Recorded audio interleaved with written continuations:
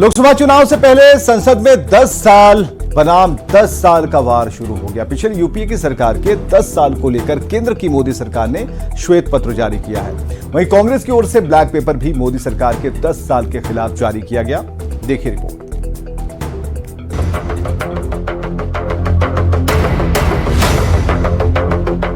लोकसभा चुनाव बेहद नजदीक है, पर उससे पहले सरकार और विपक्ष के बीच एक नई चाल शुरू हो गई है।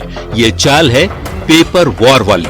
दरअसल केंद्र सरकार की ओर से पिछले यूपीए यानी 2004 से 2014 तक के 10 साल के शासनकाल के खिलाफ करीब 60 पन्नों का श्वेत पत्र जारी किया गया है, जिसमें कहा गया है कि यूपीए सरकार को एक स्वस्थ अर्थव्यवस्था विरासत में मिली।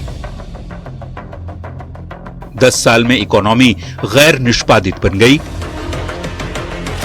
आर्थिक सुधार को गति नहीं दी गई, आर्थिक नींव को गंभीर रूप से कमजोर किया गया और बैंकिंग संकट से देश को बड़ा नुकसान है। श्वेत पत्र में सरकार ने यूपीए सरकार के दौरान अर्थव्यवस्था की खराब हालत, राजकोषीय घाटा और कर्ज पर डिटेल रिपोर्ट दी है। मोदी सरकार की दलील है कि यूपीए ने देश की आर्थिक नींव कमजोर की।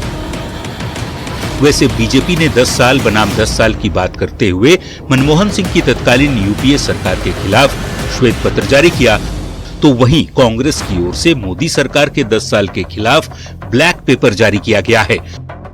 ब्लैक पेपर को लेकर पीएम ने तंज कसते हुए कहा कि सरकार को नजर न लगे, उसके लिए ये काला टीका है। भव्य दिव्य वातावरण बना है, उसको नजर न लग जाए, इसलिए काला टीका करने का एक प्रयास हुआ है। मैं उसके लिए भी खड़गे जी का बहुत धन्यवाद करता हूं, ताकि इस हमारी प्रगति की यात्रा को कोई नजर न लग जाए। समझने वाली बात यह है कि 2004 से 2010 के बीच तक 10 साल मनमोहन सिंह देश के पीएम रहे। तब प्रधानमंत्री को सलाह देने के लिए एक एडवाइजरी कमेटी बनाई गई थी, जिसकी चेयरपर्सन सोनिया गांधी थी। अब नरेंद्र मोदी की सरकार 10 साल पूरे करने जा रही है। अपने तीसरे टर्म के लिए मोदी बेहद कॉन्फिडेंट हैं। ऐसे में लोकसभा चुनाव से पहले सरकार और विपक्ष के बीच संसद में लेटर वॉर शुरू हो गया। Bureau report, news 18।